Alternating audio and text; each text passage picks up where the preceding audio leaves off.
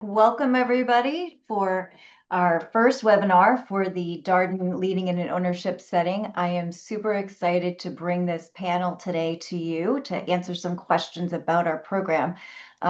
First up, we are going to hear from our President and CEO, Jim Bonham, about the program and the genesis of the program and what we think at the association it provides as a service to you guys. And then we are going to bring you Rich Evans, who is the co-lead of our program with Darden and the executive learning team there at UVA. And then we would love to have you hear firsthand from two participants, one from the CEO program and one from the CFO program last year, Jason Kelly from Jasper Holdings and Matt Elahad from Nelson Rudy. Jim, do you want to take it away? Sure. Thanks, Christy. And thanks everybody for taking time out of your busy days to kind of learn more about our two programs. We're expecting somewhere, just short of about 70 people here today. So hopefully we'll be able to answer all of your questions. And if you do have questions, certainly do put them in the discussion. We'll get to them towards the end. My role here is really to sort of set the framework on what our Leading in Ownership Setting program is all about, and why we are partnered with the Darden School or their executive education programs, and what we hope to accomplish and what you would experience as a participant and then as an alumni of the program, because the experience doesn't end when you get your certificate at the end of the program in October or December. So first of all, the Leading in an Ownership Setting program, we formed our partnership with Darden. It was about 2 years ago now. It took us about a year to get it launched and up, and we ran our first programs last year. And I think I would be fair in saying that it was overwhelmingly and unanimously supported and endorsed and enthusiastically so by the two classes that went through last year. Almost 50 individuals who went through in that first year. And what's probably one of the most gratifying things for me about this program is watching the two cohorts come together as a class and the relationships and the network that was developed, hearing about the weekly or monthly phone calls and Zoom meetings that they had during the program on their own, and then have continued to have since the program was finished, watching the dialogue and the interaction among the very broad diversity of business types as well as business sizes that were in the room for both sessions. Everything from a $10 million company to a $1.4 billion company, sitting there and sharing information and collaborating and discussing their experiences. I'm going to leave the discussion of the curriculum and what we go over to the experts with Rich and his cohort in leading our program, Dr. John Hoffmeyer, who's not with us today, but John travels over for all four sessions from Oxford University, where he's currently a professor. And I'll leave that to Rich and let Matt and Jason cover their experiences as class participants. And I'll probably come in at the end with some hopefully inspiring words to get you guys to all sign up. I will say that one of the things about this program is that we do try to keep the cohort within a reasonable manageable size, both because it's important that you all have the ability to get to know one another, and it's not a one of those big lecture classes you took in college. This is a real cohort. So we are taking registrations now. The registrations are coming in, and like I said, we're expecting somewhere around 70 or so people on this call, and ideally we are at max capacity somewhere around 50 for the two. So if you're considering signing up, I would encourage you to try to make decisions on the earlier side rather than the later side. So with that said, I'm going to turn it over to Rich. And Rich, you want to tell us about all the amazing things you teach us about down at Darden? You bet, Jim. Thank you so much. Before I do that, I wanted to second Jim's point about the network. So I saw a LinkedIn post this morning of several of the participants who had gotten together and visited each other's companies, kind of thinking about best practice and what they can learn from one another. And you get a sense that network is one of the most important outcomes of the program. Now, that's hard for me to say because I'm teaching in the program. I'm hoping what I teach you is the most important outcome of the program. But so formally, I am the C. Stuart Shepard Professor for Finance at the Darden School. I'm the Senior Associate Dean for Research at Darden. But as Jason and Matt can both attest, I'm just Rich. That's my name. The program itself is focused on strategic leadership for employee-owned enterprises. It integrates capital markets, M&A, repurchase obligations, innovation and AI strategy, decision science, all with enterprise-level leadership and governance. Now, the two most important features I think of the program are as follows. So number one, so as we're going through the material, it's not a lecture, right? So we at Darden teach via the case method, and that's a little different than people have experienced in the past. And I'll leave it to Jason and Matt to tell you about their experience, but especially in an executive education context, it's an optimal way to teach and learn. Why? Because we'll introduce a case study that's a real world situation that often an ESOP firm is facing.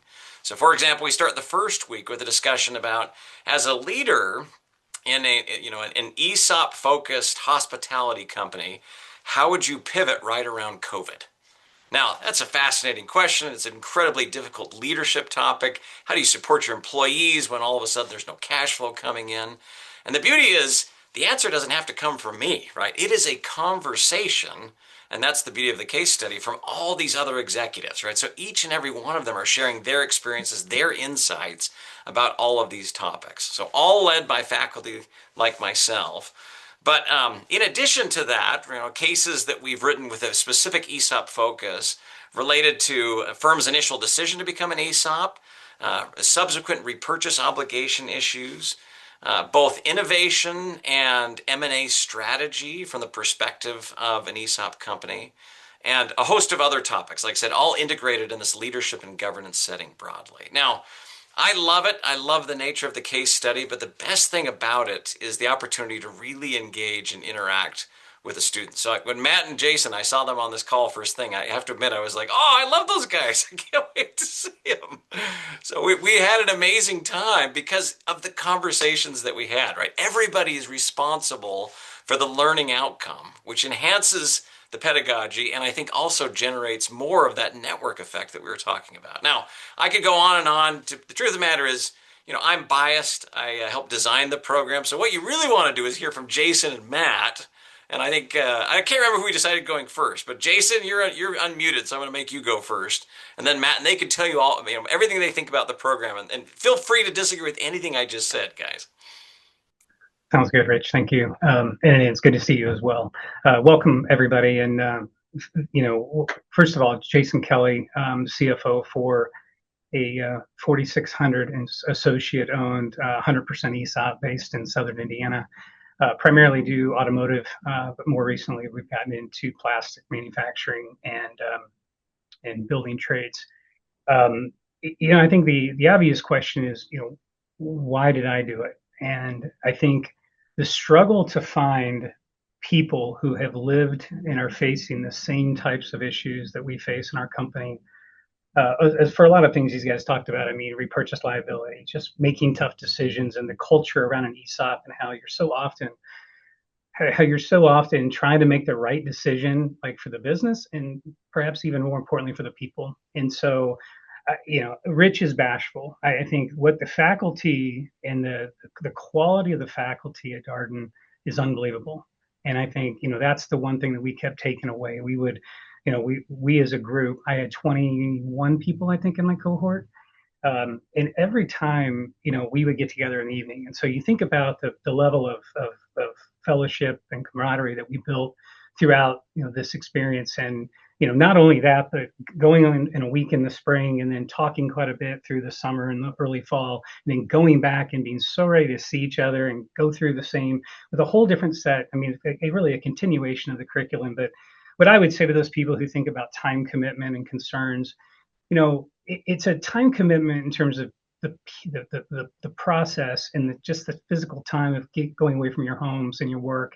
But the prep side, these are case studies that are 3, 4, 5 pages long, and there's a lot more talking and thinking than there is necessarily a lot of deep preparation. And so I think you get the most out of it if you prepare. You get the most out of it if you participate, which frankly you don't have an option to participate because Rich and his colleagues will effectively force you to participate. So again, it's definitely one of engagement, and I think we learned that early on. And I loved it. The food, the location, the accommodations. There's probably maybe no more beautiful campus in the United States than the University of Virginia. And I'll stop there because I'll be happy to go through and even pick down a lot of different things. But I know we want to give Matt a little bit of chance to talk, and I'll stop there. Well, thank you, Jason. Good afternoon, everybody. Matt El-Haddad, President and CEO of Nelson Rudy and Associates. We are a 50-year-old firm that became an ESOP 5 years ago. And so we are on the other side from where Jasper is. I'm one of the smaller businesses that was in my cohort. And when I took over a couple of years ago, this firm, we had about 45 employees, and now we're approaching 85, and will likely be in the 105, 110 by the end of Q2 of this year. So we are expanding pretty quickly. And for me, everything that Rich and Jason said, I'd align with. For me, I hadn't been able to find outside of some of the ESOP Association events, which are also great, a core curriculum that was focused on ESOPs that could help me think as the top leader in the organization through some of the things that we knew we were approaching, but also some of the things we haven't tackled yet, like the repurchase obligation and that liability, and how decisions that we're making now relative to how much we're contributing and what we're doing in terms of capital allocation and with excess cash as we start to pay down our transaction debt. Some of those components, I recognize there was a disproportionate weight on the decisions that we were making now on our future. And I felt like, and our board agreed, that really needed some guidance that was ESOP specific.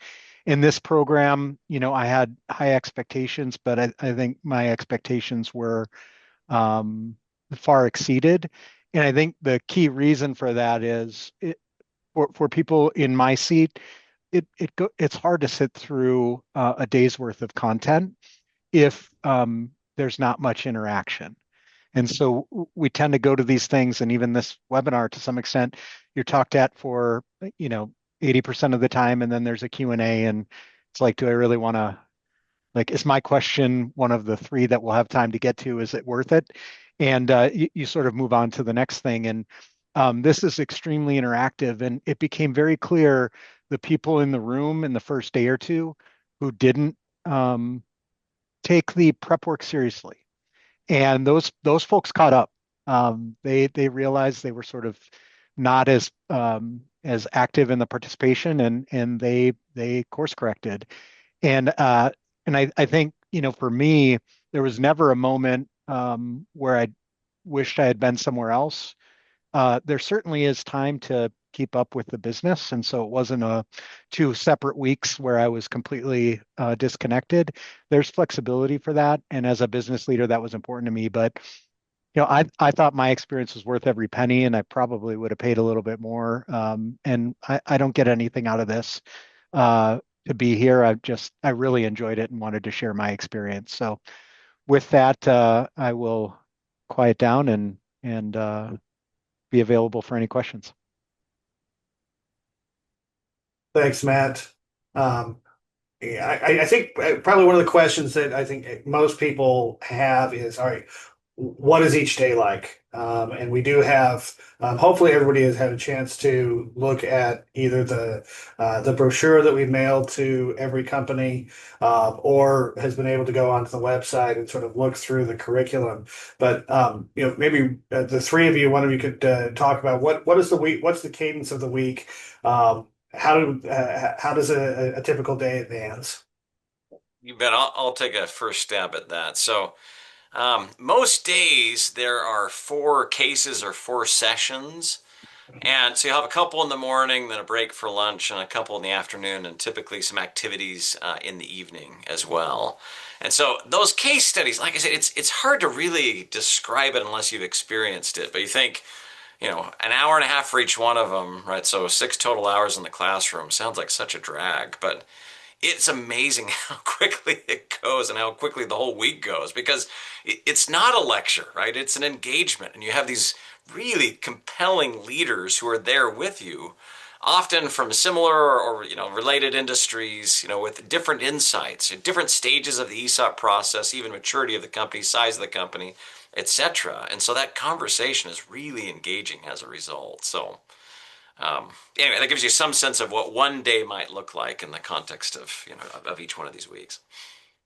I would also just kind of throw in there that, to Rich's point, when you're really going through four cases, you're getting typically a different member of the faculty, probably 60% of the time. Yeah. And then what's really great, and what I think we as a group really appreciated, was the fact that in a few instances, we actually had the individuals whose companies those were, actually coming in and talking about why they did what they did, and kind of putting a little bit more, obviously, reality to all of the dreams and all of the decisions that we were all sitting there kind of debating in terms of what should have been done. Or now, don't get me wrong, in many cases, you probably could have looked up the outcome, right, if you really wanted to. I think we had a group that didn't do that, right, in many cases, but having those people come in and actually tell us firsthand why they made the decisions in an ESOP environment was really, really a cool aspect of the plan. Yeah, I just wanted to add, for my seat, we've got a million things being thrown at us, and so I really appreciated the organization of the materials, right? That each set of content was like day one, session one, like right in the title. So it made it very easy for me to organize and keep track of both the order of what I needed to review and then what I might want to look at the night before. And so there were no real surprises. It was extremely, like, the logistics were well thought out, such that um, it was sort of autopilot once you kind of got used to the cadence and figured out the routine. And so I very much appreciated that thoughtfulness on the front end, which definitely paid off in terms of our ability to learn. Terrific. Um, One of the questions that we get posed to us quite a bit as people are exploring this is, how do I'm interested in doing this, but it's, a lot of time away from the office, or it's perceived to be a lot of time away from the office. We've talked about that. But the second one is, how do I convince my board that this is worth the investment? And maybe Matt or Jason, could you talk a little bit about how you perceive the ROI as you've come back to your business and the benefit of the investment? Matt, do you want to take a Okay, stab? sounds good. Yeah, I'll jump in first. But my board was very supportive. They had offered, at the point in which I was put into this role, some funds to support my development, and this is what I earmarked as the thing that I felt like was the best use of funds. And they happen to agree after looking at all of the documentation. The kind of follow-up then will be a presentation here at our upcoming Q1 board meeting of kind of an overview of the content and the key takeaways as it applies to our business, really kind of in our strategic cycle that we're looking at now, 1 to 3 years out, in particular. And so that's sort of the return on that investment internally. But I can tell you, among the executive leadership team here, there have been takeaways that have already been implemented or kind of repurposed and presented out in a way that we can make use of those immediately. And so for me, the ROI was there. I think some of these things have like a one sheet you can customize for your team. Look, if it's helpful to anybody on the call, you want to give my information, or I think Jason would offer the same to one of your board members to have a conversation about the ROI, I'd be happy to do that. Yeah, absolutely. Whether it's a participant on the call or somebody from their board or their direct supervisor, I would fully and willingly love to have a conversation.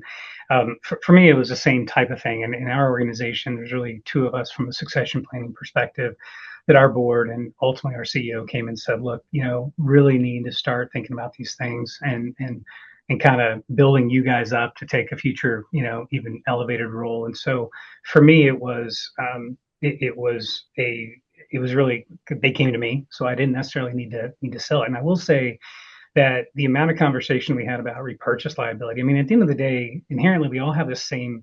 Don't get me wrong, there's 5 or 10 companies that are really the biggest ESOPs out there that tend to not have some of these same issues. But when you're a $10 million company to a $1 billion company, you tend to have a lot of the same issues you're dealing with. In our case, it's been repurchase obligation, managing it. And honestly, it's even about, in some degree, we talked a lot in our group about unsolicited offers and the way different people have addressed those types of things, because we've made kind of fundamentally a decision. We want to be an ESOP company forever. It's about our community, it's about the community that we're building here, and we want to sustain it. And so just the ideas that we got, I even shared at times, I think, with Rich. And again, they were very open to feedback, and they have a very extensive feedback process towards the end.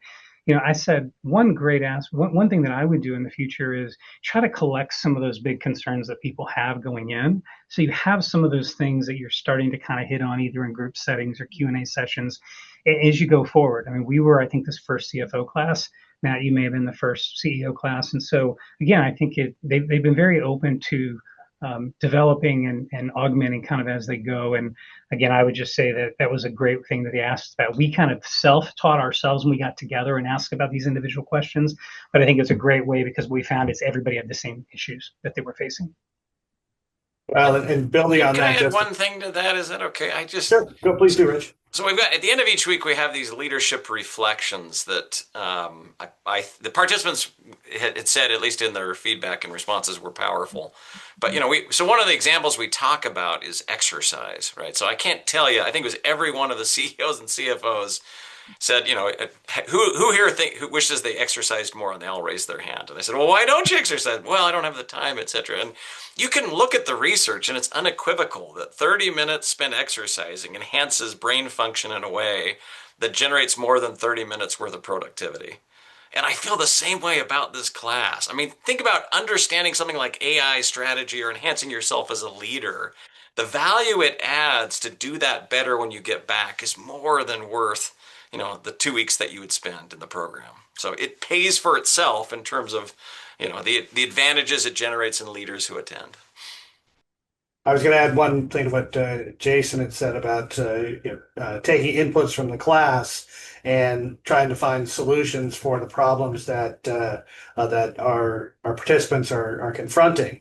One of the things that came up during the last 2 sessions for both CFOs and CEOs was, a lot of people don't have a good, solid plan for AI.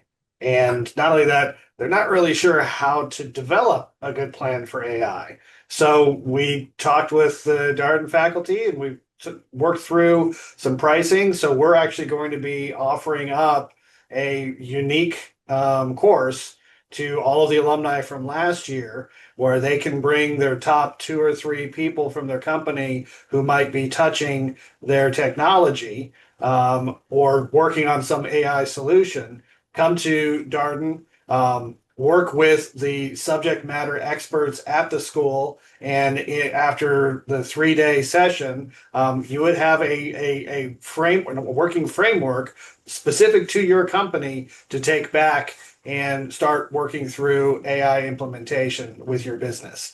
And we just simply wouldn't have the capability of doing something like that if it wasn't for this relationship we had with Darden and the amazing faculty there. Mike Kinney has a question here. I'm not sure how I should be calling people's name out. Sorry, Mike, if you didn't want me to use your name. He's asking if we're going to be doing this program again in 2027. If so, are the dates going to remain the same, because there are always conflicts? And I have to say this. the dates are largely going to, the pattern will likely stay the same, whether it's May, October, June, October for the CFO, or July, December for CEO. And the reason for that is that we do have to work around the schedule of the students and the programs at Darden. And we also have to work around all of the other conferences and meetings and events that are going on. The likelihood that that pattern is going to remain is probably pretty strong.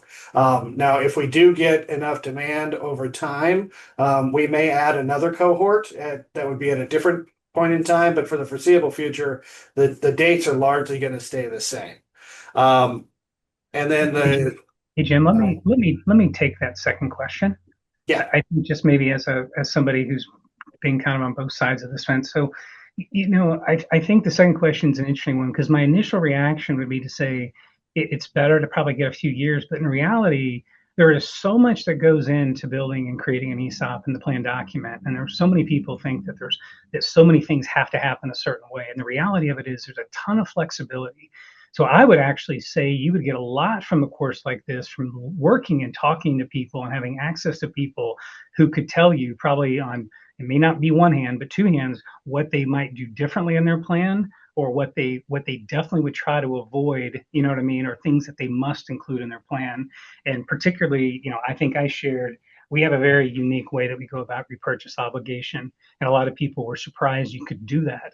And I think that the earlier you can get it as an ESOP, I mean, ESOPs they're not easy. You spend a lot of money creating an ESOP and ultimately then administering an ESOP. If the closer you can get it to getting it right from the beginning and having access to people who can probably help you do that, I would say it would actually be a great return for your time and money.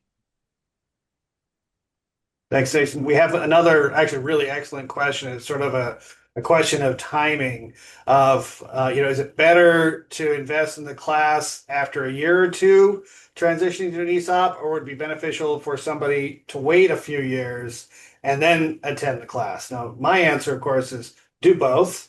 But I would love to hear sort of Matt and Jason's opinion on that. I have my view on it, but I'll let you guys answer as well. Better for a newer, if you're a new ESOP, is it better to do it right away, or is it better to wait for a few years after you've got some little time under your belt? And just to clarify, the second question, I was reading it. I don't know if the folks listening would have been able to see it. So that was the question that I was attempting to answer. Matt, you may have a different perspective. Yeah, I would agree with your response. We have somebody internal that we've just hired, and we will probably send them in 2027 just because they're brand new to ESOPs. They've never worked in an ESOP before. So I want to give them a base to go in with, but that's a different answer to a different question. And so I think a year or two after, look, we were 3 years in to our ESOP when I went, and I thought it was great. And had I gone a year earlier, I don't think I would have lost anything, except that it wasn't at Darden a year before. Yeah, I mean, my view is that it's the more you know, and the sooner you know it, the better you're going to be at your job. And so I actually would encourage somebody, even if they're a newcomer to an ESOP, or especially if you're a new ESOP, it will give you the framework that you're going to need as a leader to pull others into the program, and it'll help you better understand what the major topics and issues are that you need to keep on your dashboard as you're moving through to the job. I see so many brand new ESOPs, they go through their transition, the founder says, "Congratulations, you're all owners," and then they go and they buy a boat and out the door they go. I see a lot of them where it's exact opposite, but that's a different question. But having that knowledge of, all right, we've got this thing, what do I need to be concerned about? But second, having that network of 20, 25 peers that you can pick up the phone and say, "Hey, Matt, we're a new ESOP. Here's the situation. What would you do?" That alone is probably worth the price of admission. All right. We are I see. getting close. There, we've exhausted the questions that exist. And if anybody has any last minute questions, please. Oh, another one just came in. Outside of the 2 1-week sessions, what was the time commitment required? I think that's probably a great question for Matt and Jason. Yeah, I think we somewhat try to sum it up. I mean, I think the prep. I mean, number one, and Matt hit on this. Matt hit on this well, that Danielle and that team, in terms of the front end logistics and support, were excellent. And so I think for me, outside, you get all the material in advance. You're able to read it to the extent you want to read it, how far you want to read it in advance. I think some of the impact goes away if you get too far, because there's some details that we really get into.